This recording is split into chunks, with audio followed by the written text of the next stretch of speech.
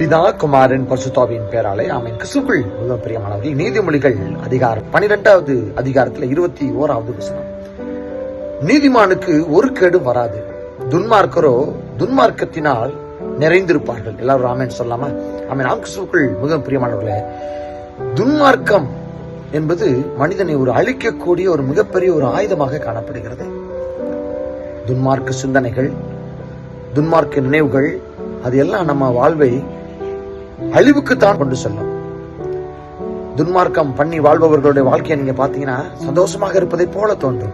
ஆனால் அவருடைய முடிவோ அக்கினி தீர்ப்புக்குள்ளாக கஷ்டத்தினாலும் வேதனையினாலும் அவர்கள் நிறைந்து காணப்படுவார்கள். மாறாக நீதிமானாய் வாழ்பவர்கள், நீதிமானாய் இருப்பவர்கள், அவர்களுக்கு ஒரு கேடும் வராதுங்க. அவங்க வாழ்க்கையில பிரச்சனைகள் ஏற்படுவது போல தோன்றும், அவமானங்கள் உண்டாகுவது போல தோன்றும், பேராபத்துகள் ஏற்படுவது போல தோன்றும். ஆனால் அது எதுவும் அவர்களை அணுகாது. அதான் வேதம் அழகாக குறிப்பிடுகிறது, நீதிமானுக்கு ஒரு கேடும் வராது. பிரச்சனைகள் எல்லாம் அப்படியே அவர்களை விட்டு அப்படியே கடந்து போகக்கூடிய அந்த சூழ்நிலையை கர்த்தர் தருகிறார். கிறிஸ்துவுக்குள் மிகவும் பிரியமானவர்களே, நான் நீதிமானாய் வாழ்ந்து கொண்டிருக்கிறேன், ஆண்டவருக்கு பிரியமான பிள்ளையா வாழ்கிறேன், எனக்கு ஏன் இவ்வளவு சோதனைகள், எனக்கு ஏன் இவ்வளவு பிரச்சனைகள், எனக்கு ஏன் இவ்வளவு வேதனைகள் என்று சொல்லி ஒரு நீதிமானும் சொல்ல மாட்டாங்க. அந்த எல்லாற்றையும் கடந்து போகக்கூடிய பலனை கர்த்தர் அவர்களுக்கு தந்ததினாலே அது அழகாக அவங்க கடந்து போவாங்க.